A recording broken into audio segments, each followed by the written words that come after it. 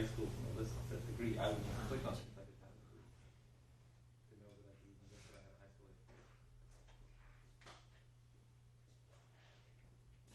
Okay, that's fine. That's fair enough. That's what you're saying. You can have this.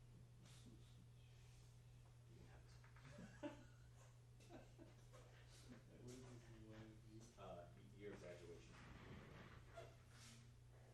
Just checking with all the green there. Yeah, I think we're good. Yeah, kind of smooth. Yeah, the quality's so good, man. So what is the your degree? If I select that I have a degree here. I'm sorry, what's the question? Got this kind of degree. Hey guys, So, for example, we're live. I have a master's degree and a bachelor's, so I would choose. I agree. So then you have multiple even though I might not on here. Exactly.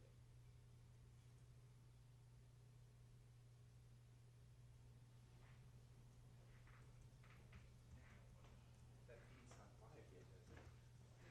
Because when I go to that link, I still see our previous. I don't see it. Actually, To what link? I went to for certifications. Where's the work? What if you just take a screenshot And this isn't of what your I see. certification? Did you click and on it? Upload that. Click on what? It's On the actually, video? we need to know what I mean, it this is live. This is the this is literally live internet right now. Well, we're right. So they It's would not type it in, different of on mine course. than. That's what I see. Oh, Yeah, that's- it's you have just to click No one Right. has to really know that you So- actually have the Yeah, certification. it's grabbing the thumbnail from yesterday's shot is all. Maybe it doesn't make sense to do it right now, but I was thinking if you upload a screenshot of that, as well as say what you have, Just now, just recently, or Yeah, just oh, okay. just for purposes of verification, but maybe as it's unnecessary. You just type it in as it is. So the problem, we do need to match it. Yeah. We can easily match it. Of course, right. Well, so right. So they would have to type it in as well as add the screenshot. Well, I don't think that you really need a screenshot right now. I agree. I mean, that's not so now, but I guess the point is for employers, for someone can say they have these certs. Well, how do you actually prove that? Yeah, no, You no, know? I completely agree that let's put it in here. Like, Yeah. add it right now.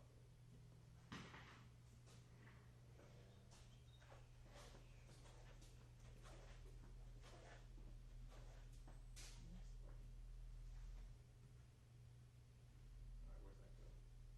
Goes to stickers.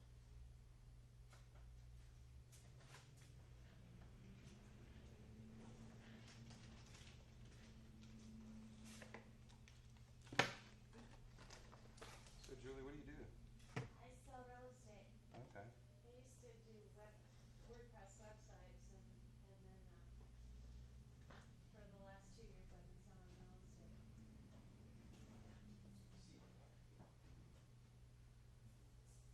What, is there a topic today or is it Yeah, just? the general topic is what WordPress means to me. Oh, And so start out with a basic discussion of kind of how WordPress has impacted my life, and then open it up to kind of how we all use it in life. And what we're trying to do is foster dynamic conversations about WordPress with people who are playing and using it. I think that's the best way for people who aren't using it or understanding it to really wrap their hands around it, heads around it. So just hoping people in the group will share kind of their personal experiences, what WordPress has done for them. And, Oh, it's just really like right here, it's addictive. on the you know, are you using WordPress? Oh yeah, Okay. yeah. I've built lots of websites and I've got 2 real estate websites that I've built. I'm a big fan of the Avada thing. Oh, yeah. Now, Yeah. Big Fusion. Sure.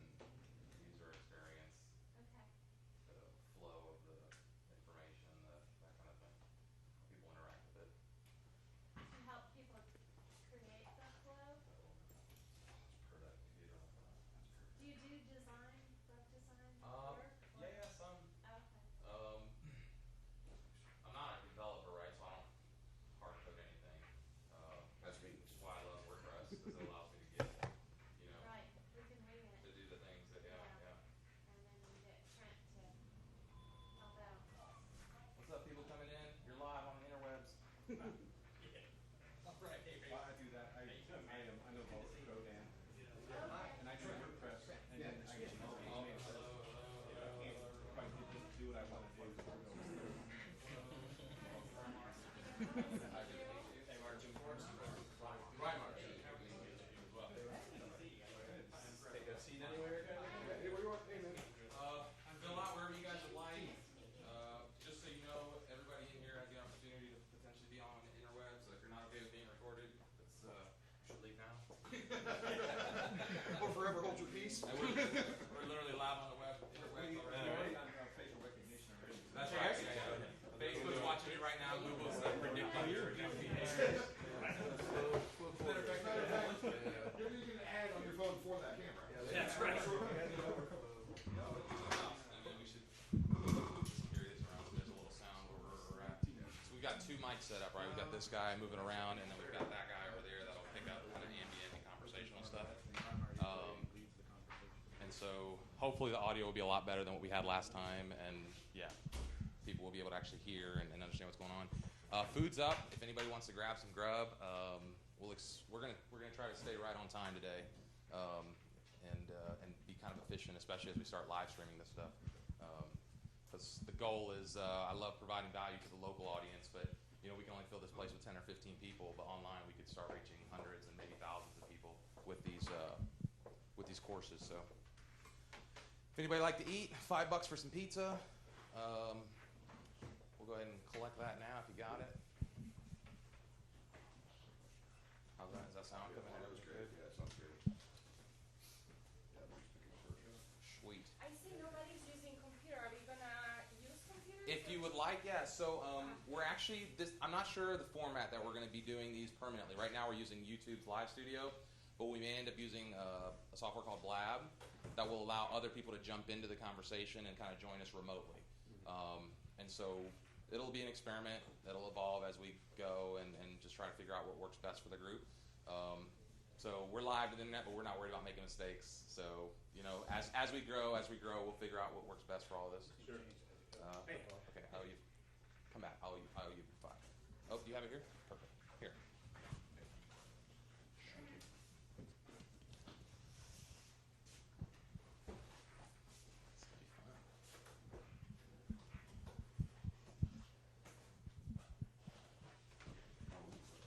Shot catch the whiteboard. What is it? So whenever you actually go through and get started, we're gonna have the shot catch the whiteboard and the 2 circles and you right. That's what we're looking for. You can zoom in on whoever's talking. And sure. Where's the Wi-Fi password? Oh, it's right up top. It's just Okay, great. It's the number pad across the Oh, top. okay, yeah. Just 1 I through don't need to 0. write that down. I'm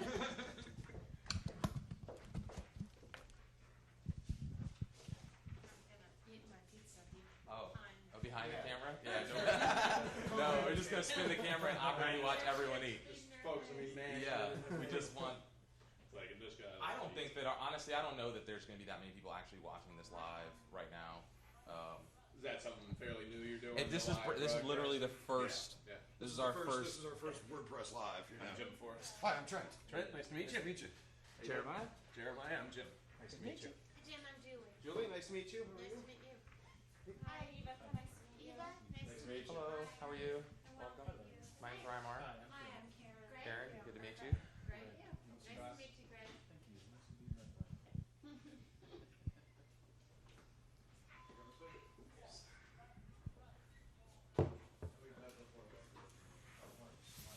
What's up? Welcome.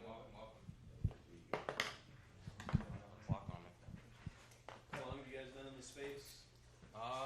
We've been here, soft opened, I think, October of 2014. Oh, okay. So, but, you know, it gets kind of soft open then. We started going full steam last year and whatnot. But They've been in the Gulf Gate area for a little while, though, right? Because we were just across the way. I think we've had about 5 offices Hopped here. around, Okay, yeah. Seems to be our home. All right, just a couple minutes off to get started. We'll go right at noon. This is pretty much how the format will work. Everybody's online. So this is pretty much how the format's going to work from now on. We've got this little portable guy. We can actually do these anywhere, right? So the idea is not that we have to be tethered to this location. This rig can go anywhere as long as we got power and internet. We can do this. And the goal is to start sharing the information that we discuss in this group collectively with a larger audience, right? And then more specifically, can we attract other WordPress talent to come and talk with us that are not necessarily in Sarasota, right? So can we do a remote where we got somebody coming in on the TV back here, and we get some real big players in the WordPress game joining us and interacting with us as we do some of this. So 11:45 is typically, if anybody wants to show up early, we usually start getting set up right around 10 till. Like to start right at noon, and like I said, especially as we start live streaming this for the people that are going to be tuning in. We were live a little earlier today, but I think we're actually going to start right now once a month. Eventually, the goal is to do this once a week. All right, so WordPress Wednesday will eventually become a once a week TV, not TV show, but an internet show that we'll continually be cycling through. We will vote on what we talk about, right? So the idea is not that we come and do a lecture. This isn't a TED Talk. I don't want it to be about coming and just watching some guy like, give you everything he thinks he knows about whatever. I'd like to create some conversations, get input from everybody in the room, okay? The camera's on a swivel. The mic is mobile. Anybody over here is probably being picked up by this other mic that we have set up. So if you're talking and making noise over there, just know that we hear you. So if you have a question, just raise your hand. We'll come over with you and the mic, and it'll be your turn to shine. The format for today, right? So what I kind of wanted to do, should we do some quick intros with everybody around? Yeah, let's do a quick round of intros so we can introduce everybody that's here. I guess I'll start. My name's Ryan Martirato. I'm the Director of Products here at Clear Idea Labs. We're a software development firm. We also have a company called Zoingly, which is a WordPress management and maintenance platform. I've been using WordPress for 4-ish years now, and actually we'll get into the story of how WordPress really changed my life. Here is the premise for opening the conversation, and that's what we're going to talk about today is asking you how WordPress has impacted your life, your career, what you use it for, and then to start just kind of wherever that dialogue happens about tips, tricks, and whatever we can do about getting the most out of WordPress. Yeah. Hi, my name is Scott Spicer.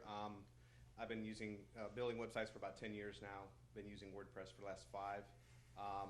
The majority of what I do is WordPress training. I train individuals and small groups and companies to basically maintain their own websites in WordPress. But I also am a designer / developer, so I know code. So I have 2 websites, Sarasota Webmaster and Sarasota WordPressCoach.com. So Sweet. Got me now. The closet. Yeah, I know. Hide in the closet with the pizza. My name is Ed Panis. I used WordPress here and there in the past. I'm a freelance web designer, and I'm just getting back into it. And I office here at CoWorks, so this is just kind of a convenient event for me to attend. And the last few I've been to have been great. Sweet. Awesome. Who's next? Hi, I'm Gene Dunlap. I work with WordPress and just solve problems. I do other things too besides that, but mostly I'm just a problem solver. Cool. Hi, my name is Chris Bloom. I'm a software developer. I've been doing that for about almost 15 years now, and I've used WordPress, PHP, Ruby, all sorts of stuff. But WordPress is a nice tool when you need content management quick and easy. Hi, my name is Jim Forrest. I'm more of a problem creator than a problem solver. I have a small online business that I wanted to bring the website into the 21st century, more mobile friendly, all that. And I had someone converting me over to WordPress who then abandoned me, and now my business has almost gone out of business, and I'm trying to figure out what I might be able to do to save it. I do know some code, and just enough to be dangerous and mess things up. I've built some websites before, but never in a professional capacity. But I'm just trying to learn what I have been gotten into and how I can rectify and revive my business and the website that I have developed. So, thank you. Hi everybody, my name is Yvette. I'm a makeup artist, and this is my first time here. I've created a WordPress, but I would like to learn more tips and tricks how to maintain the website and grow my business through WordPress. Hi, my name is Marcus. I'm just here to kind of check you guys out and see what you do. I work with a local development firm here in town. We do WordPress, about to go WordPress VIP, and Ionic, Angular. You know, we do it all. So Sweet. yeah, we're just checking out the local guys. Hi, my name is Greg Casagrande. I've fiddled around with WordPress for a few years now, and I've got a couple of projects I have to put together, so I'm here to hopefully find some people to help me get serious about it.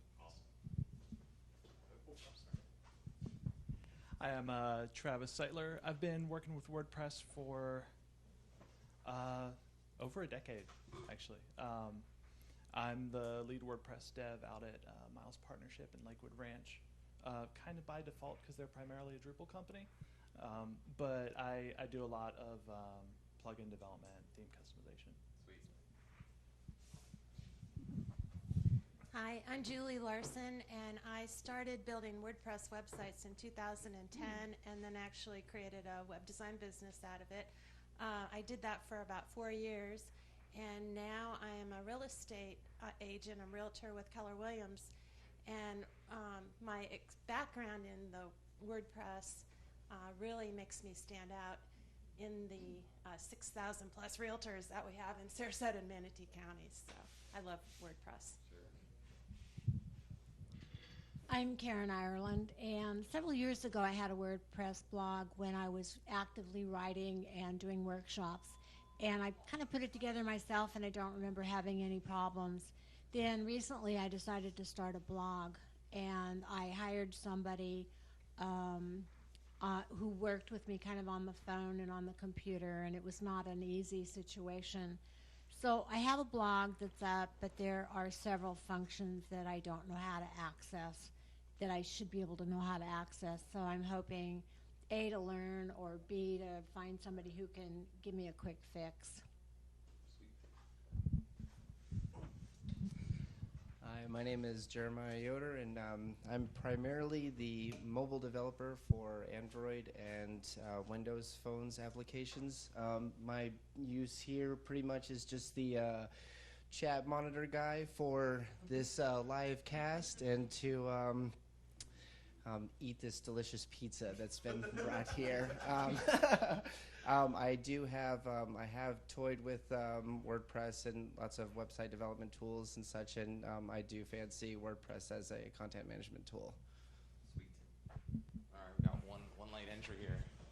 You're up. We're giving a quick intro and just a quick piece about your experience with WordPress.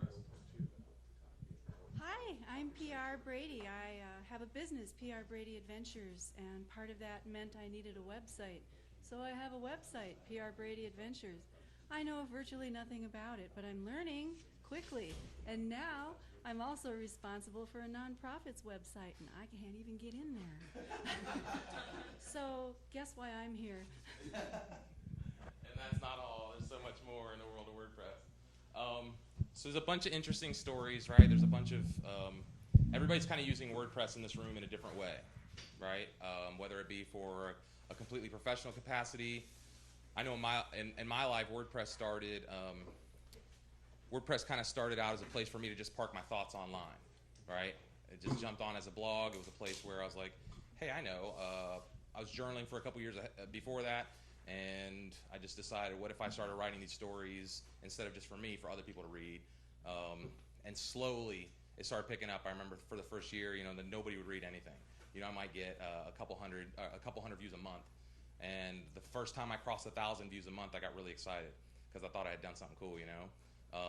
And now we reach anywhere from 10,000 to 100,000 people a month on average, and we've done as much as 500,000 views a month on my personal website. And that's kind of led to me really falling in love with WordPress as a whole, which is really the impetus for why we started, why I started getting involved with the Sarasota WordPress group, why we're doing a lot of this stuff, and really why I'm trying to act as an evangelist for WordPress in this community, because I think it's really powerful.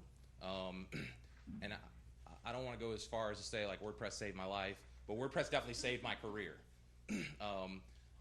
After the financial collapse in 2008, after everything went down, I was in insurance sales, and I had no desire to get back into a sales role in that capacity. And so I was trying to reinvent myself as a creative guy who found himself in this corporate world, suit and tie. How do I get out of this? How do I do something else? And it's funny because I just started going out and selling. My first intro into the technology world, I was selling text marketing, door to door. And people didn't want text marketing, but they wanted that as an integration with their website. And I landed a client and got some money to build a website for them, but I had no idea what I was doing. I think I had built exactly one website, which was mine. It was very ugly at the time. But I was a sales guy, right? So I was out selling websites, and I sold one, and I hired a developer, and he left me hanging 60 days into a 90-day project. So literally I had 30 days where I thought I was going to get a website from a developer, and he goes, sorry, I can't do this. And now I'm in scramble mode. I got to figure out how to deliver a website that I just charged somebody $4,500 to build, right? And I had already paid somebody $2,500 to supposedly build half of this. I had the other $2,000 that I was going to pay him. So now I don't even have the full amount to go hire a new developer. And so that was my intro into WordPress. And so at the point in my life when I'm really trying to figure out how do I move into the next step, how do I do something else, and where does that thing take me, it becomes the introduction to WordPress.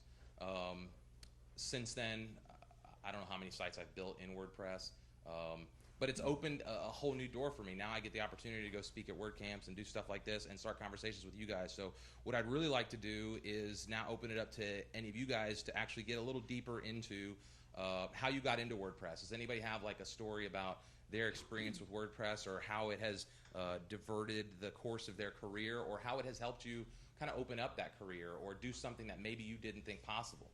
Right? Because I'm not a developer, and I know a lot of people in here might not be actual developers, but there's a lot of things we can do with WordPress that you can't do, or that you can do things with WordPress that you would only be able to do with code if you didn't have this as a platform, right? And now as WordPress is developing and the things that are coming in and out of WordPress from a technology standpoint, there's really unlimited growth, right? We're seeing WordPress be used as a core for applications and software as a service, and plugins that run JavaScript over top of your website, and I mean just things that you couldn't think of even just a couple years ago. And so what I like to do is if you've got something you'd like to share, we'd like to get your story about how WordPress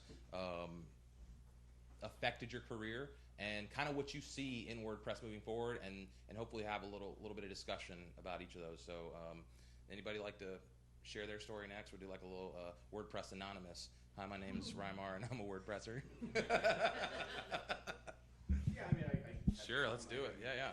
Don't be shy, guys. This is about you. This is not about us. I hear my voice every day. That must be exhausting. Well, prior, a little bit just on my history, and then to the WordPress, is I was a bond trader before the financial markets crash, and that whole landscape changed. Right after that, I owned a website called bonds.com, which we were paying web developers insane amounts of money to the tunes of millions of dollars to develop this. And so that's what got me into web development, just by kind of being thrown into it. And we paid these people just ridiculous amounts of money to do functionality that almost seems like a lot of what WordPress just has built into it. WordPress, when I first started, was a blog, and then all of a sudden, one of my side businesses, which is making outdoor TV covers, custom outdoor television covers, which had done very successfully based on all my old school knowledge of search engine optimization, and I was on page 1 of Google, and I never had to advertise anything. That was all the advertising I ever needed. And then when they switched their search algorithms or whatever, and I went to page 2, that was like falling off the face of the earth. My business dropped like 98%. Wow. So as a result of that, I wanted to look at ways, because my business had done so poorly, I wanted to look at cost-effective ways of modernizing the website. It wasn't mobile phone friendly. It didn't have your Twitter feed, link-ins, and social media, all the stuff that Google is looking for now, I suppose, to re-optimize that site. And that was really my goal in getting into, or WordPress ended up being the vehicle that was recommended to do that for me. But I had remembered it as, well, WordPress is a blog. What the heck, So there was a bunch of functionality and things that had changed over the years that I was not aware about. And I got someone to begin developing for me, and the site is mostly there and good, but I don't know everything I need to know to get in there to manage it properly. I know enough to get in there, be dangerous, and perhaps mess it up.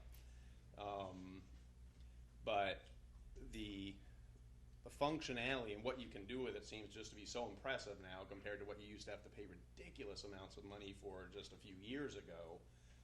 So I'm excited about the opportunity that it presents, and I think part of my issue is that I don't know all that it can do. So what specifically are you using WordPress for? Just for a website, or? At the moment, yes. It was just going to be I have it hosted at GoDaddy's, managed WordPress account, and then, and I really don't understand how the web developer who abandoned me has it set up. Is it best to have it hosted at GoDaddy, hosted somewhere else, hosted with WordPress? I just have a lot of questions about the best way to revive this business, revive the site, and understand how it's working and what's going on. So that's kind of my story as to... So do you want to ask one of those questions to the group, and maybe somebody can answer all of them? Sure. Yeah. So if anyone has any input on any of those points, that would be wonderful. Okay, so let's start with one specific question, and we'll get some feedback on it. Okay. Let's just go with the hosting option, I guess, perhaps, is the first. Obviously, plenty of people host different things, but I don't understand why a managed WordPress account hosting is different than any other website hosting. So perhaps someone could explain. Well, Thank you.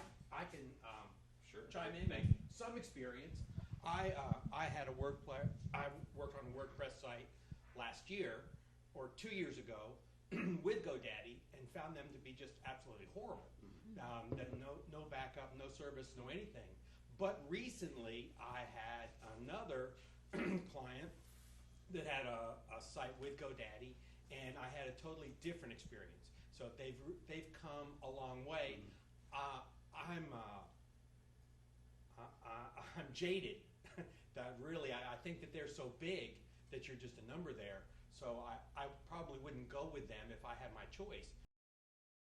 Been incredible as to all the things that they do, including they do website backups like several times a day, and they also have speed up. What is it when you load onto the server? Catching, yeah, and so you can do everything with them. So I would recommend something like that.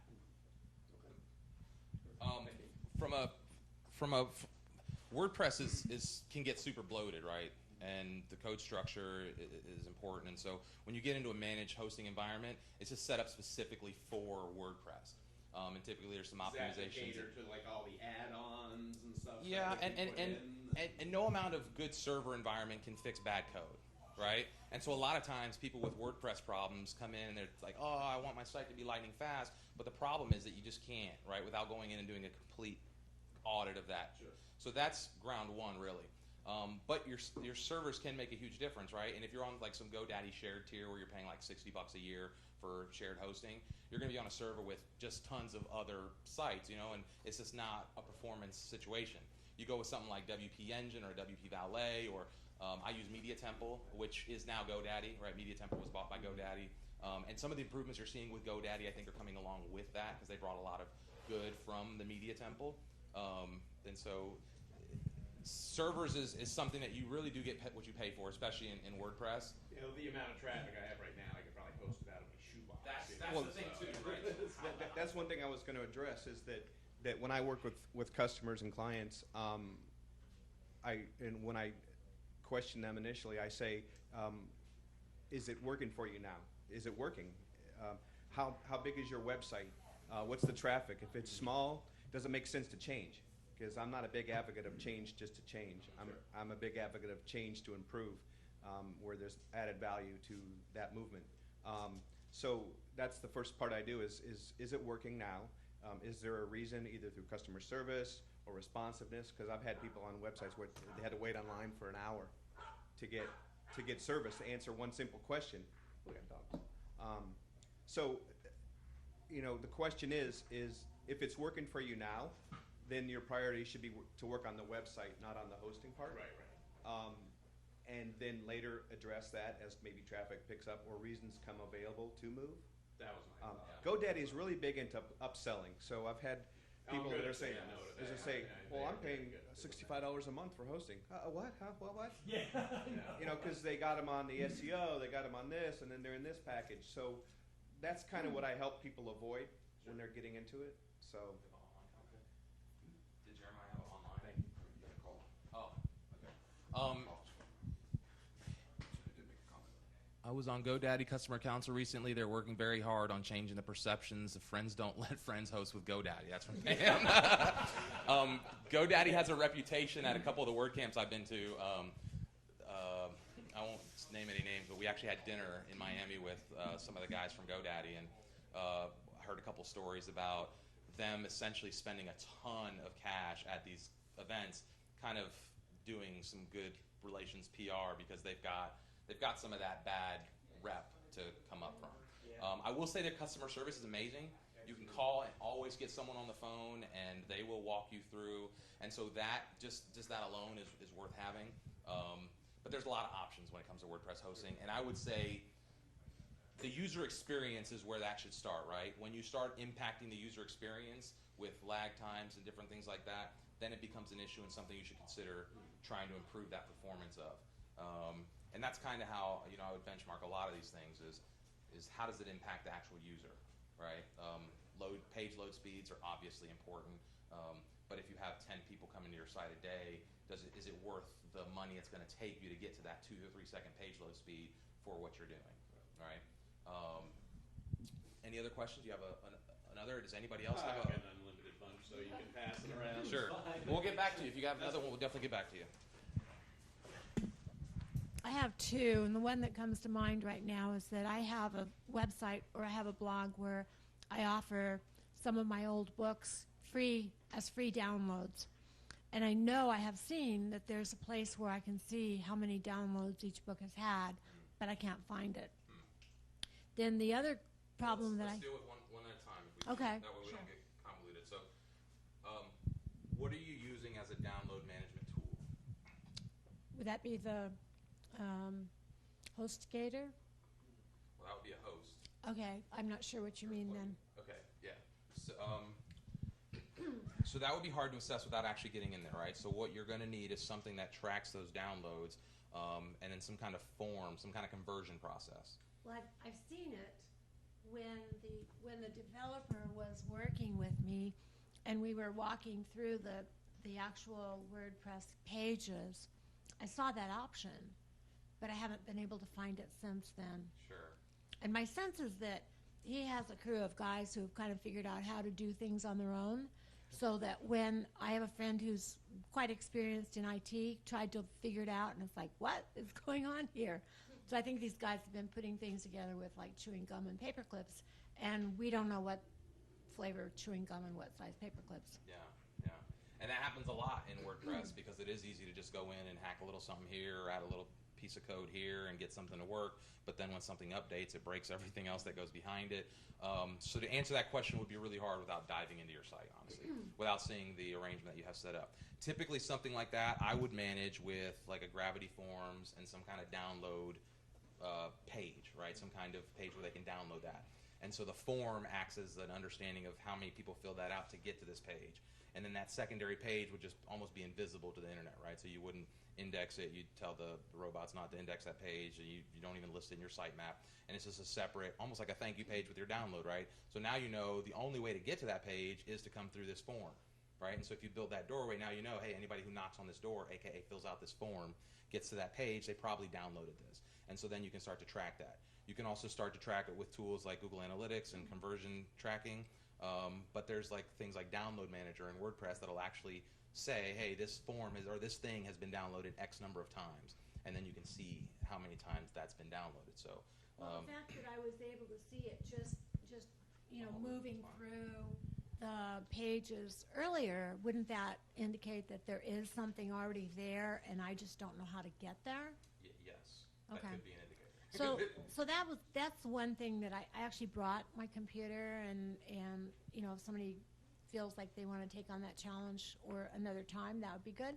The other thing is I post posts, and then they all just show up, like maybe 8 of them show up on my home page, but there's nothing that I can send them to archive.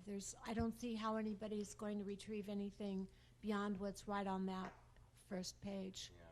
Yeah. So and that will depend on the theme you're using, how you're calling those blog posts. Okay. So if you understand in WordPress, almost everything in WordPress is a post, a type of post, right?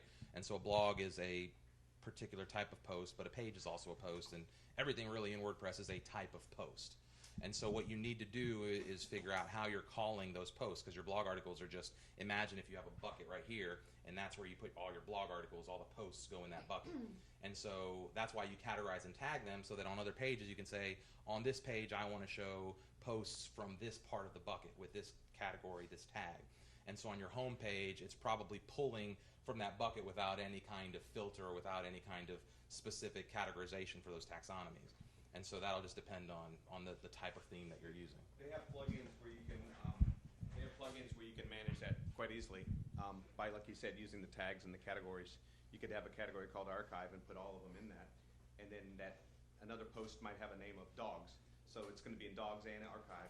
And then you can have a hyperlink to that archive and see every single thing you've done. So there's ways that you can manage. I mean, it's quite easily. So just dig around on the internet, you'll find it. And another thing I also encourage people to do is to audition plugins, because not all plugin is created equal. Because some are written better, some are bloated, some. So always pay attention to the reviews. And as you're looking at plugins, just because they've got 5 stars, well, they only might have 3 downloads, and they got 5 stars, and they're all from the same guy who wrote the plugin. I mean, Talk about vetting a plugin, right? So yeah. How do you specifically vet a plugin? Well, first of all, I do a lot of research, and I have a certain set of plugins that I use for specific things. Because number one, I know that they work with my with my page structure. Historically, I know they work. I've done a lot of research. Occasionally, someone will say, "Hey, can we use this plugin?" Well, what I'll do is I'll go online and see if there's problems. Do they have good documentation? Do they have reviews or a posting board, some kind of resolution? These are all important things, because plugins can affect other plugins. WordPress can affect plugins. Plugins can affect WordPress.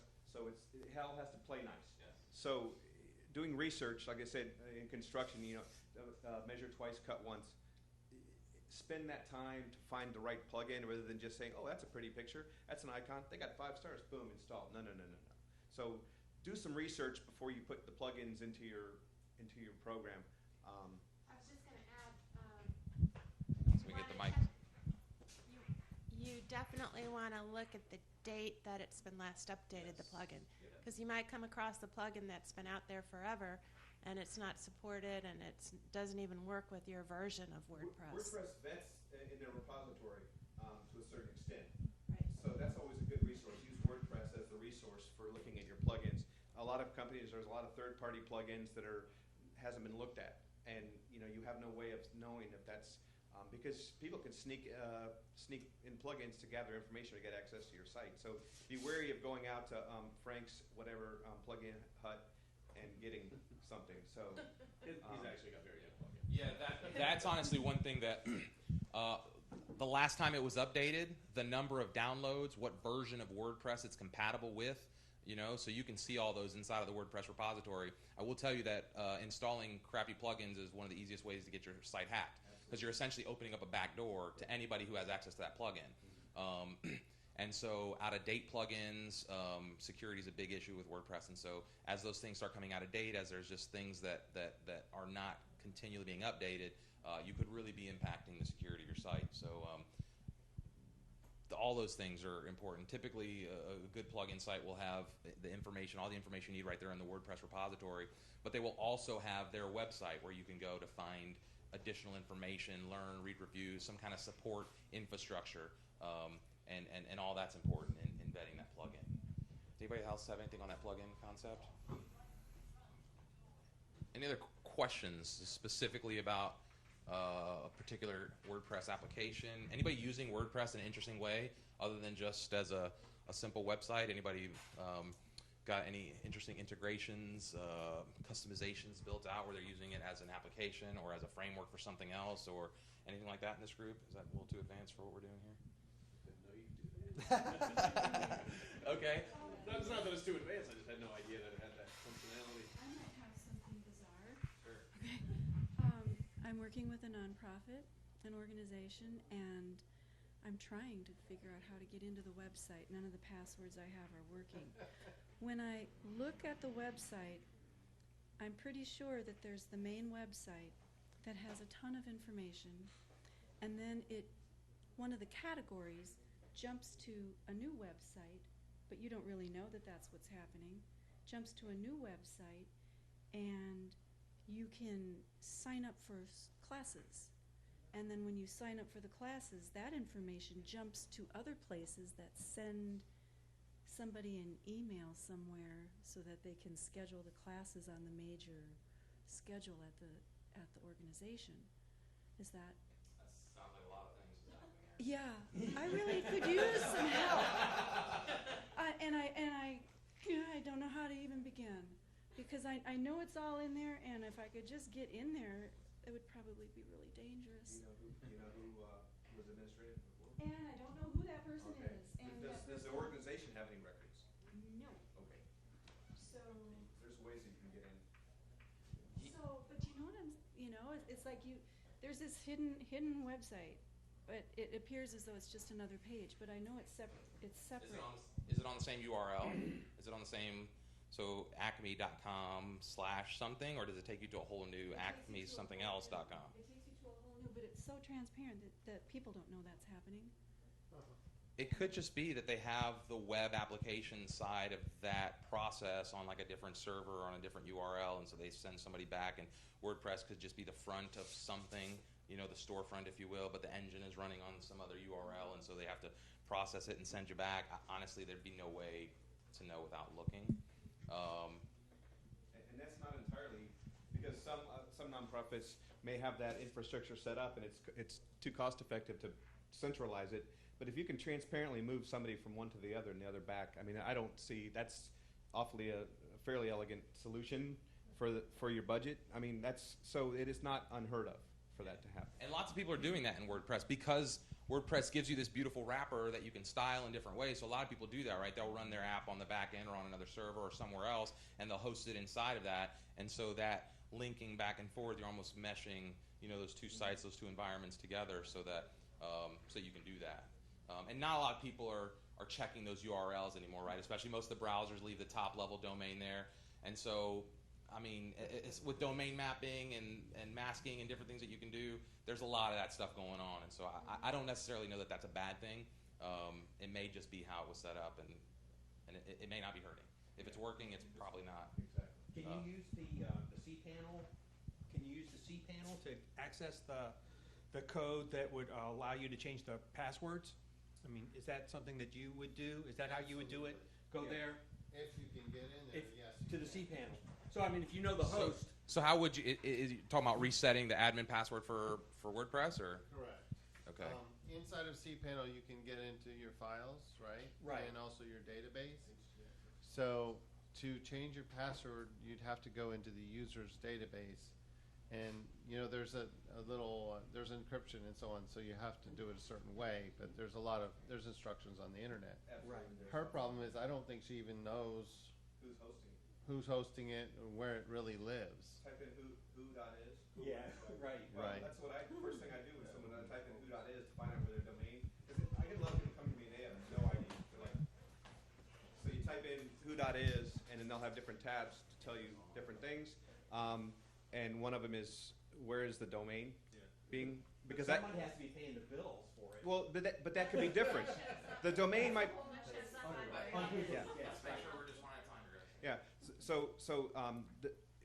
They could have their domain with this company, and then they're hosting with this company. It happens quite a bit. Oh yeah. Because they got a cheap thing, 2-for-1 deal over here, and then their web guy goes, "Oh, I'm going to use Bibbidi Bop hosting." So you're like, so that's part of the unraveling of the mystery of the websites, is find out where your stuff is and document it so you know where's what, what is where and where is what. So the first thing to do is find out where everything is, and then a lot of times, and then with that, if you don't even have access to your hosting account information, a lot of times you can work with the owner of the site, with the hosting company, and they can send certain verifications like credit card information, blah blah blah, and they say, okay, yeah, you own it. Then you're into the cPanel, and that's kind of a progression that you got to do. Find out who's hosting it, where the files live, get permission to get into that. They may even have that there. Who knows? Probably not. So then you convince them that you own it. Then you get into the cPanel, and like you said, if you type in, can't find my WordPress password in the internet. Yes. 5 million, but read more than one. Yes. Okay, because if the first 5 you read are all going to be different, and then find commonality. I mean, it's just I've come across that when people try to help, they'll leave a step out. That's one of the biggest things is that when technical people write technical stuff, they already know how to do it. Yep. So you don't need to know steps They 3 make assumptions. through 7. You don't need to know that. That's obvious. Look. That's why this makes no sense to begin So what you've got to do is you've got to kind of play the game of putting the parts and pieces together. And that's one of the things that I'm good at, I think, is that I talk both geek and non-geek. So anyway, but that's what you need to do. Just start with those steps and then go from there. I want to make a comment, and that is that there are several .com, .net, and there's only one that really works good. And I put a link to it, and then I forgot about it, and then I went back to look for it, and it's all over the place till I found the right one. So I'm not exactly sure. Well, the one I use is who.is. Who.is? Yeah. Is there .com? No. No, just who.is. Whois.com also works. Yeah. You know what? Okay. Yeah. But I mean, I just wanted to mention that be They're going to careful. give you the information. I mean, Yeah. it's not a matter of that, that one they're going to tell you different. Well, it depends on if their database is updated. Right. I've been to some that have been old, and I'm like, well, they're not there anymore. I know that. So, but through looking and comparing, you're going to find it. Like you said, there's tons of them, but you're going to see where the domain. Some work and some don't. It'll also give you maybe the contact information of the tech person too. Well, and you can make that all private, right? So Yeah, you can make it private, but you can sometimes have it's there. privacy. Sometimes it's there, and if they've added it when they registered it, you might say, okay, here's the admin email, or here's the admin phone number. That may be there, and then you just call them and say, hey, what's going on with the... So, I mean, just look and read that whole thing. Yeah. One of the things we want to start doing too on that on the WordPress site, where we're going to start showing these, we'll archive these, right? So they'll be available after if you missed anything and want to recap. As we start getting into more in-depth conversations, more technical conversations, or start inviting outside guests to be able to participate, we want to start building resources on that section. And one of the things we'd like to start adding is kind of where you go to get WordPress information. So does anybody have good WordPress resources that they'd like to share? I know WP Beginner is a great place. If you're just starting to get into WordPress and you want to start learning some of those bare bones things, WP Beginner is a great place. What is it? Say it slower. WP Beginner. Oh, okay. So WP for WordPress Beginner. Yeah, right. Okay. If you're a Facebook user, there's several really good Facebook communities, Facebook groups, and you can, whether you're a newbie or you're a seasoned user, you can throw out questions, and at any given moment of the day, there's somebody there that'll answer you. And one of the cool things about the WordPress community is that most people are open, most people are willing to at least help, but there is also this expectation that you're going to help yourself, right? And so there is a very heavy burden if you come into a WordPress group and you ask a question that you didn't Google, you're going to get smacked in the face with some words, right? Literally, and it's just annoying. Because if you come to me with a question that I know you can answer yourself in 5 minutes, I'm not going to help you, right? It's just there's too many people asking those same questions. That's why Google is perfect. That's why the internet is great, because all that stuff is just there. Google, boom. Actually, one of my new favorite sites is Let Me Google that for you, lmfgy.com. All right, so if anybody asks you a dumb question, you go to Let Me Google it for you. You put the question in there, and you click, and it'll give them a link. And then when they click that link, it takes them to the page. It shows typing the question in and say click these, and then it says that was easy, right? And so if you haven't used that, that's a resource I encourage everyone to start using to answer all those dumb Google questions you get. However, if you've passed that and you have done some research and you've explored the option and you still cannot come up with an answer, then yeah, throw it out there. And almost always you'll find somebody who's willing to help with that piece of information. I know our Sarasota group, we've got a couple people in there that are really smart and good about getting back with people. The advanced WordPress users group, that's a little higher level. And there are just a bunch of other resources. There's a ton of blogs. We'll start listing them on that site so that anybody who's looking for resources. Does anybody else have a place where they just go to get WordPress info right off the top of their head that they can think of? just as a developer, the Stack Exchange network is a fantastic resource, and there's a WordPress area for it. So Stack Exchange is kind of like a forum, except great comments kind of are voted up and bad comments are voted down, and it's a really great place to go to find an answer rather than trying to wade through forums that might have repeats of the same question over and over. So if you search for WordPress, actually it's just wordpress.stackexchange.com, and then the Stack Exchange network itself is very large. They have a lot of different topics they talk about, but that's a great resource to go to. What is that first word before exchange? WordPress, yeah, wordpress.stackexchange.com. The other thing is forums, right? WordPress powers a lot of the biggest forums on the net, and so you can find forums. The other thing you'll find is that in those groups, if you come in and you should always try to provide some value as well as taking value in those groups, right? So the idea is not to just come in and ask, but also explore, engage in other conversations, show that you're actually there to be part of the community, and then, ask for that piece. Because just like any community of people, if you just randomly walk into a community in the real world and you just say, hey, give me some things, the people look at you kind of weird. But if you come up and you make a friend, you say high fives, and you sit around for a little bit, oh, hey, then I'm more apt to actually help you and get that answer for you. A lot of what I do is I'm teaching and coaching and helping, and a lot of times there's a misconception that they think that WordPress and the theme are the same. They'll come and say, yeah, I need somebody to teach me WordPress. Well, what it really is they need somebody to teach them the theme. So the first thing I say is look at the documentation, because you say resources, where to go. My first thing is look at the documentation that theme provides or that plugin provides, because through that plugin's website or that theme's website, they may already have a solution. Because if it's something that's happening to your website and it's theme or plugin related, then that's probably where that has come up for other people. Yeah. So you're going to get a little bit more of a concentrated information that's more pertinent. So if it's happened to you, chances are it's probably happened to somebody else. So that's the first place I tell them to look at the forums and the documentation for your plugins. If you're having a problem with the contact form, then go to that plugins and see what's happening.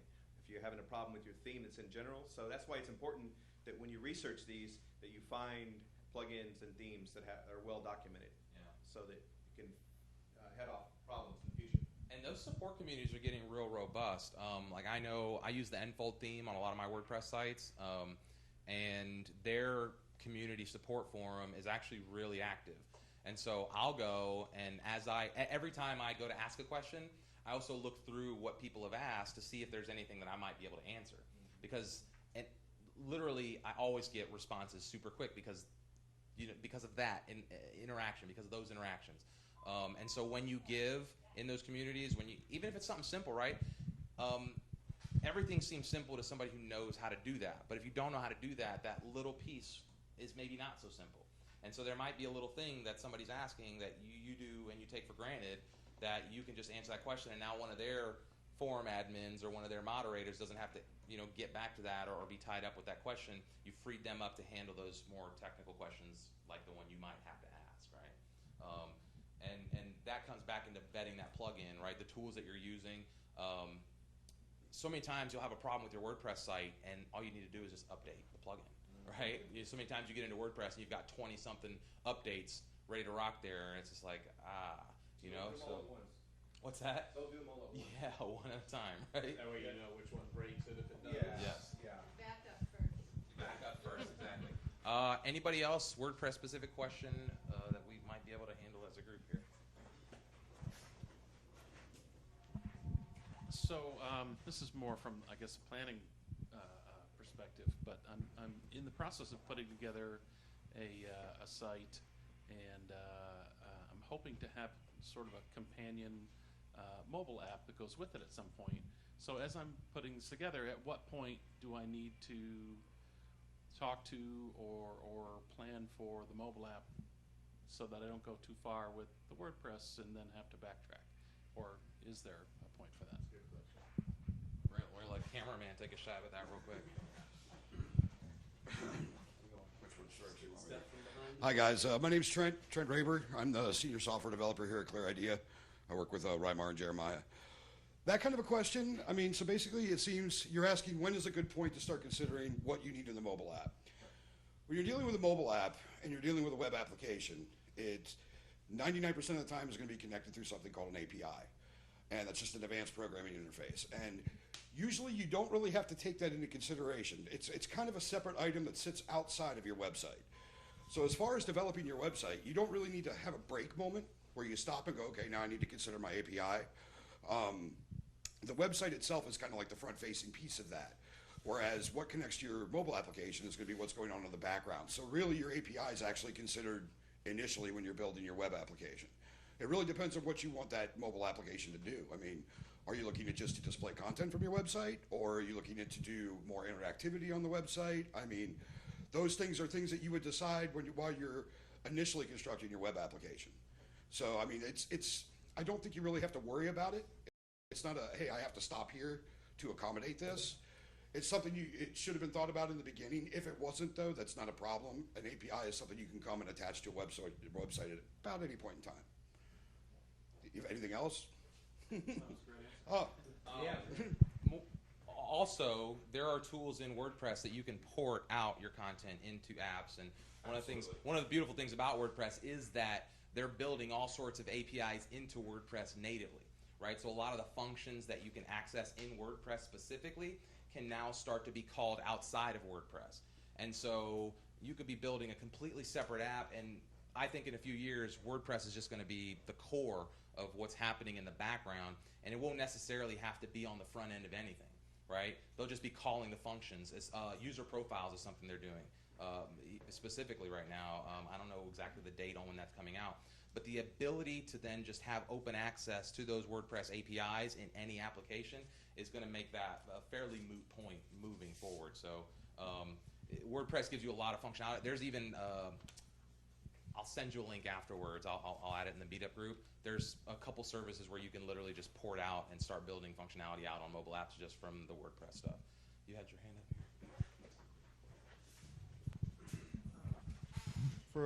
I'm not a developer. I work with a team of developers. I was just kind of curious, how do you guys get 100 out of 100 with WordPress as far as page speed insights goes? Because I know that has to do with how you rank, how Google views your page speeds. So I know a lot of our developers, we've pretty much all moved over to Angular. But how do you ever see WordPress becoming asynchronous? Or, I mean, what do you guys plan on happening there? I'll take a stab at that. They're doing a lot of things to try to make the front end of WordPress better, right? To make that people are building themes, and even they just rewrote the back end of WordPress in Node for the core WordPress framework. Right? It's not open to the self-hosted stuff yet, and so they're working on a lot of that stuff because, like we talked about earlier, WordPress started as just a blogging platform, and so a lot of these functionalities have kind of grown into something that it wasn't really intended to in the beginning.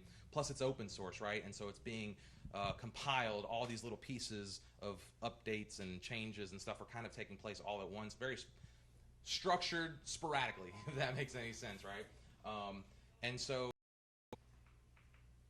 no, like right now with WordPress, getting to that like 100% green light on why slow or page speed, it takes a lot of time, right? Because you got to go in, you got to make all these modifications. You got to the JavaScript's got to load asynchronously. That's coming, right? So you're being able to load a lot of this stuff asynchronously in WordPress. But again, that comes down to custom development, and a lot of times those are situations that it's going to cost you more money than it might be worth for the client. Yeah, and my another question I've always been wondering, like, now that Google has bought Angular, I mean, how does that feel for you guys as far as being on WordPress and not moving over to the Angular platform?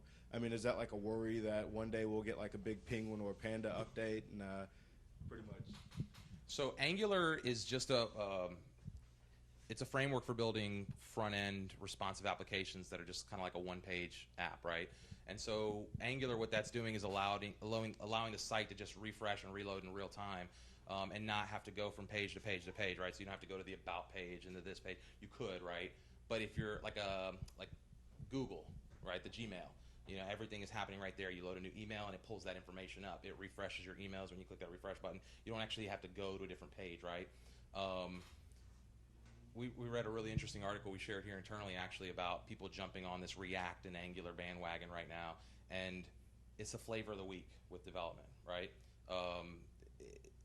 It may stick, it may not. There may be something that comes after it. There will be stuff that comes after, right? So it's almost always in the world of technology like that. There's never going to be a one thing. And then more specifically, Google does give preference to their internal structures, but as far as their architecture, it would not be smart for them to start penalizing people for not picking up on their architecture at this point in the adoption game, right? If it comes 2 or 3 years later down the road and it becomes ubiquitous across the web, and then they'll start penalizing for performance for different things. But early on, I can't imagine that's having a big weight on their infrastructure, on their algorithms, just because it is such a brand new technology and it's just right now in the early stages of adoption.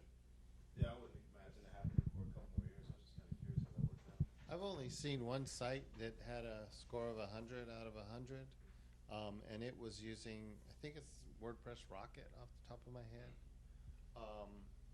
Something Rocket.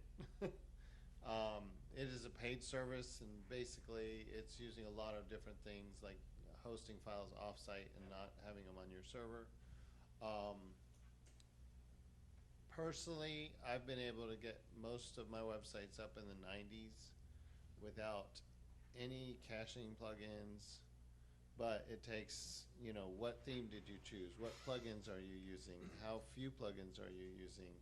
Are you compressing your images? Are you using htaccess optimizations?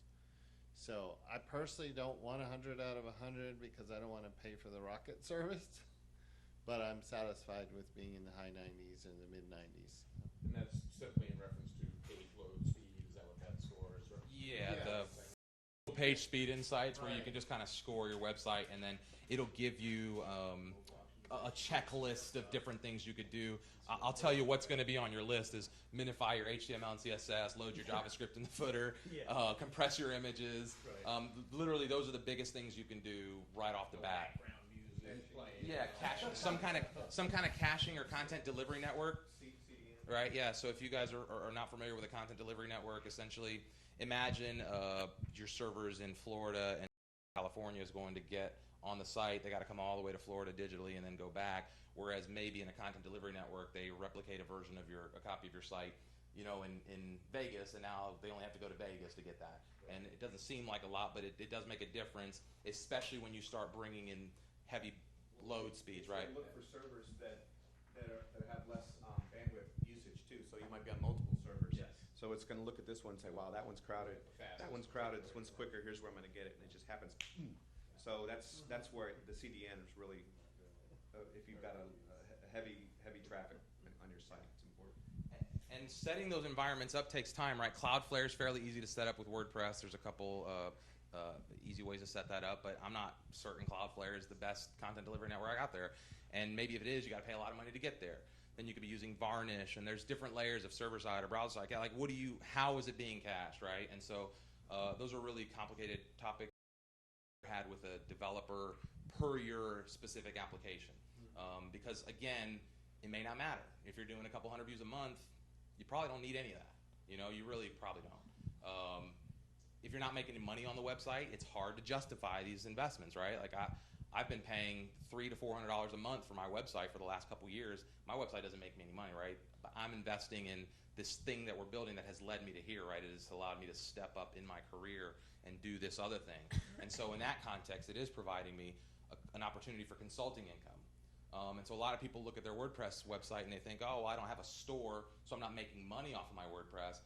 But really, you know, having that there as your portfolio and having that ability for people to see the things you can do, maybe that's what leads you to your next client, right? And so there is a direct revenue opportunity from that, even if you're not selling. And so sometimes those performance things are things you have to you just have to question the value versus the cost, right? What's the cost value benefit of that?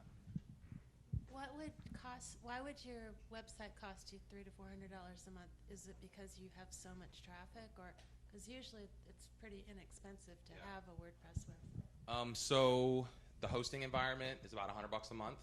I pay MailChimp $130 a month for the amount of emails that I have. Then you start getting into some plugins that I subscribe to annually, and you amortize those costs down. And so just shared hosting versus having your private having a private server too. So I mean that's where your cost differences go with that hosting. So that's probably where. And that's the biggest thing. At first, it wasn't costing me anything. It didn't cost me anything to have it, right? But as it grew and as I started hitting those thresholds, like, right when the first time one of my articles just exploded, it was a YouTube video, and we were literally getting like 1,300 views a second, and that was when I realized that like my website infrastructure is just not there. It was crashing every freaking time. And so that just became a process of how do I get it to here? And then we had the next explosion of traffic, and I was like, oh, that's not even big enough. How do we get it to here? And so through bolstering and building and kind of putting new tools and getting things in place, it's gotten to the point where, you know, that's my car payment now, essentially, right? But again, it's an investment in that career, you know, and so. Just as a side question to what you were just mentioning, let's say you had hosted a video that, you know, blew up traffic-wise. Is that something you could simply just create a YouTube channel and just link to it and be like, let them do all the bandwidth? And I mean, is that something bad enough? Yeah, it would, and that it was on YouTube, and that's the best way to handle that because YouTube can handle almost unlimited volume. Sure. However, the link is not necessarily always to YouTube, right? If they come to the website and then my website crashed, they can't get the link to that YouTube. So if it's going on Facebook or Twitter or whatever, and there's links to YouTube, that's great. But if the links are sending to my web page, you know, that's where the weak link in the chain. And this is a perfect time because we're right at closing remarks. This will be a perfect point to close on. The beauty of WordPress, one of the most amazing things about WordPress, the best part of WordPress is that you own it. It's yours, right? And that's why I send people to me, not to YouTube. YouTube can host it, and I'll play it on my site, right? There is a shift towards these massive content aggregation platforms, these native publishing platforms, these massive, the Facebooks and the LinkedIn is doing it with their own publishing platform, and the BuzzFeeds. And even BuzzFeed is now publishing natively inside of Facebook and LinkedIn and all these other platforms because it's fast, it's snappy, it's where the people are, it loads instantly on their page because they have that infrastructure, right? That's one of the places where WordPress is lagging, but I don't think it's going to lag for long. The company that backs WordPress, Automatic, just took $100 and some million in seed funding. They've been behind the rebuilding of the back end in Node. They're leading a lot of these innovations in WordPress, and I think we're going to see WordPress catch up as that platform that will be at that same level. And so the great thing with WordPress is that now you own this, right? If you go to Facebook and you build your Facebook page, they've essentially given you the opportunity to build a website with real simple tools, right? You can put the information you want there, but you're not building yourself a business, you're building Facebook a business. At least online, digitally, you're building that infrastructure that they own, right? With WordPress, you own that. It becomes your trunk, it's your core, it's your thing. You control how it looks, what you do with that content, the flow of that information, where you link out to, who links to you. And as we move forward into a world that's going to become increasingly digital, commerce is going to be increasingly digital, the influence of your own personal, whatever you do is going to be digital. It becomes important for you to have real estate digitally that you can have, right? I use that analogy all the time here in Sarasota that most of the waterfront here in Sarasota is bought for, paid for. It's like it's going to be hard to get awesome real estate that you can afford in this town. On the internet, it's all waterfront, and it's cheap as shit right now. Like in Sarasota, I don't understand why there's not more people building digital infrastructure in this town. Because it is just a clean canvas, and WordPress gives you a beautiful opportunity to own a piece of that, stake a piece of that land, grab your URL, and start building. You know, whether there's a purpose for it or not now, it's so easy to just have your own personal site there with a little portfolio link and a little content hub where you can send people LinkedIn and Facebook and whatever, and now you have a place where you can park your thoughts and your ideas, and you own that.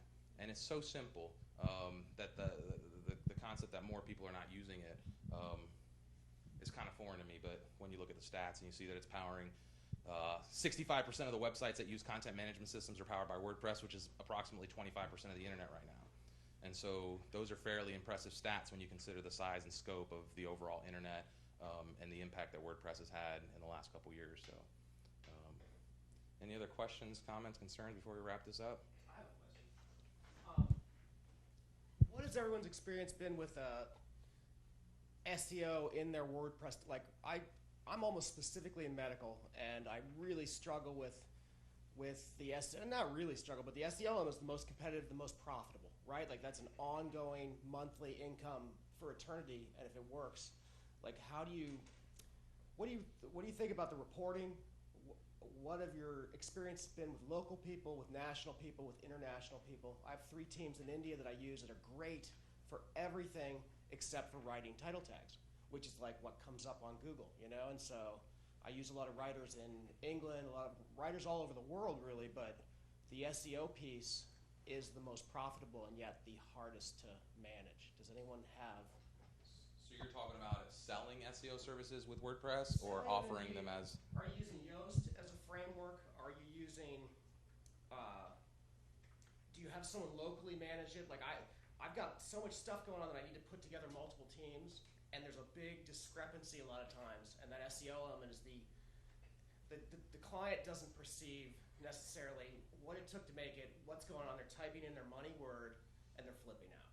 And so finding good SEO people is my greatest challenge. You know, like it's not the development, it's not the design, it's the coming up online, and it's just the plugin, just the writing. It doesn't necessarily, it changes all the time. So what other people do? Well, okay, so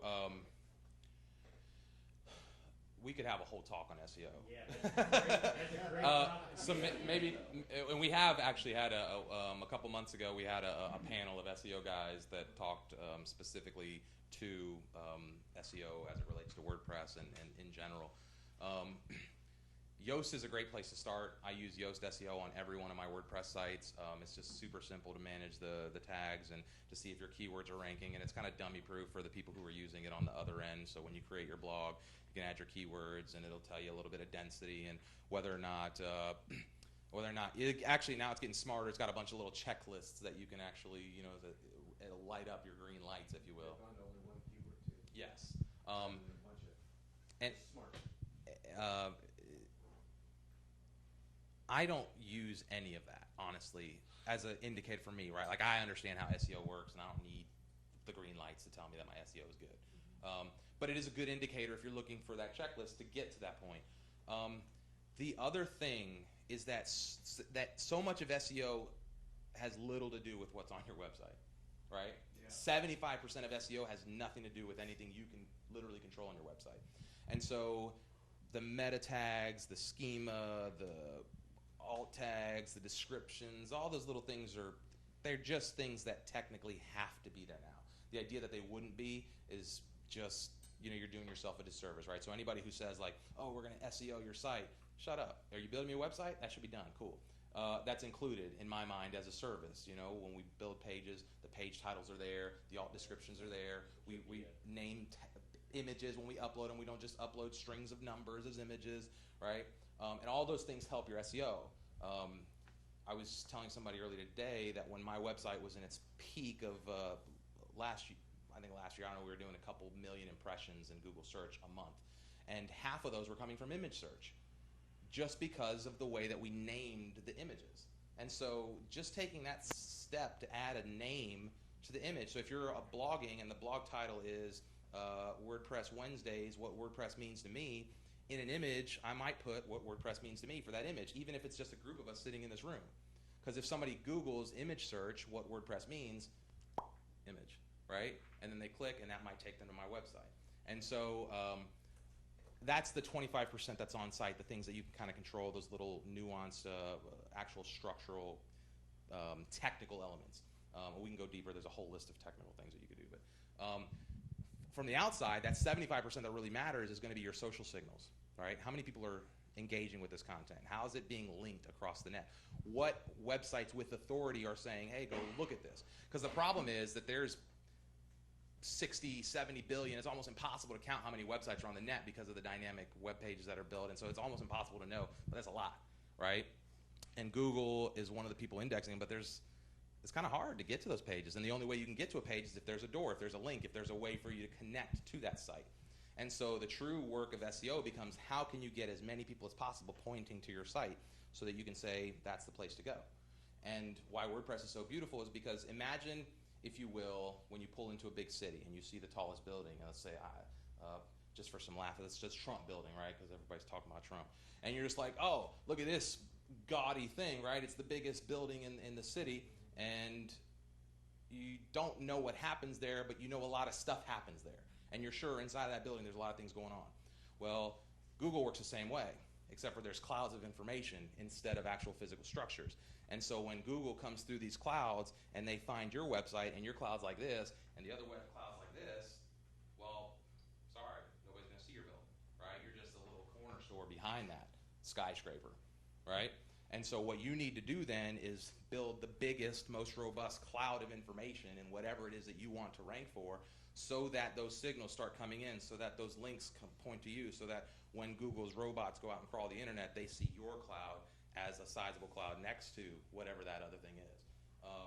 And so that just comes from creating great content, making sure your social strategy is on point. And it's also relative to your industry too. Like for example, if you're a player in Sarasota and there's only 3 companies that do that, you're more on a level playing field rather than like real estate. Oh my God, there's so many real estate websites. You're not going to compete with the people who have a $30,000 a month budget. Lawyers. Yeah. So your SEO is going to be impacted by the relevancy of your business in that area. If all 3 of you have a website that are similar in nature, and one guy has a huge website with a lot of stuff, you're right. See, so it's all relative to your business nature in that area that you're serving, because Google knows where you're at. So That's- Especially if it's local. Yeah, and that's the other big thing is that locals, Google's getting so smart, you know, that they are really starting to look at what is the local signal, which is, again, why I say I can't understand how many people are not building in Sarasota, because Sarasota is just barren, right? If you look, there's no skyscraper, there's nothing, right? And so it's just come play, right? You'll see us, we'll be up there, you know. research your competition when it comes to what they're doing. You want to play on the same field that they're playing. Don't run away from them. Or you can also niche yourself away from. So you use that what they're doing as an indicator of what you may want to do differently, or the same, and compete head to head. So there's different ways you can play that SEO angle. And there's a lot of cool tools, the Kissmetrics and HubSpots, where you can actually plug your competitors in and see where they rank and for what, right? And so then you can start to see, oh, where are they at here? Okay, I need to do this. Okay, I need to do this. Another thing you can do is in your keyword research is look for the low-hanging fruit, right? If you're looking to try to increase your rankings and you're competing against something like real estate, well, if you narrowed that down to, and even further, right? Like 2-family home realtors in Gulfgate, or well, I don't know, like. Find that long tail that you can compete for, because I guarantee you there's no competition there. Yeah. And again, you can find stuff that has a higher frequency of search rating with a lower difficulty score, and then that allows you to become a little bit more competitive without having to go heads up with some of these other guys. So. Plus, you're getting the people that are looking for that. Yes. They're not just generally looking for real estate. Yes. So. Yes. The more specific you can get with those search terminologies, the further away you can get from, because everybody wants to search for attorney. Everybody wants to search for Sarasota attorney, right? But if you're looking for the best divorce attorney for child custody in Sarasota, who's a woman? That's a whole different thing. Yeah, exactly. That's a whole new ball of wax, right? And maybe if you wrote an article just about that, and it was a 600 or 700 word article, 1,000 word article, bingo. Well, it's like I had a client that does air conditioning, so we started doing blog articles on specific neighborhoods with aging air conditioners. So he was targeting, AC repair in, Colonial Oaks or something. So that, and Google knew the people were in Colonial Oaks. So all of a sudden, his blog posts for those started popping. He started getting phone calls for those particular areas. So, like you said, that's the long tail. Good and scary at the same time. Yeah. All right, we're 5 minutes over time, 8 minutes over time. But hopefully it was a good conversation. Hopefully you guys got a little something out of it. We might chop this up and put little bits out. If not, we'll archive the whole thing inside of YouTube. You can watch it on the WordPress site on reinvent.com. I doubt anybody's going to want to watch this one again. But as we get a little more dynamic, any feedback about the format that we can just get so that we know going into the next one, something you might like to see different about how this was run, so that we can try to improve these going forward month after month? I have 2 things. If you could speak slower. Okay. And if somebody. That's probably not going to happen, but I'll try. And if for somebody who's new like me, if you're saying something like stack, I'm not sure that's what you're saying because of, whatever. If you could spell it. because that would also be helpful for the people who are watching this, because they won't be able to say, stop, I didn't get what that is. And it's likely to auto prompt, if I don't have a way to come close enough. Definitely, we will keep those under consideration.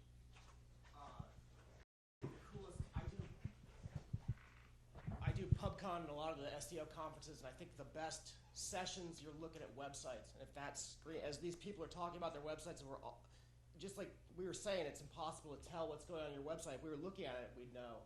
Sure. So a live website on that screen would be totally cool. Yeah, that'd be cool. Yeah. Okay. That would definitely be something we could add as like a live audit element, so maybe people can submit their website ahead of time, and we can kind of have some things figured out and pull them up and do a live review. That would be interesting. Okay. That is interesting. Yeah, I like that a lot. Anybody else? Cool. Well, there's lots of pizza. Please eat it. Otherwise, it's going to go to waste. No, give it to somebody. Oh, we always take it to the bars or so. We'll take it around or just give it to the library. Yeah, we'll make sure it finds a get home. It doesn't get thrown away. But Thank you. yes.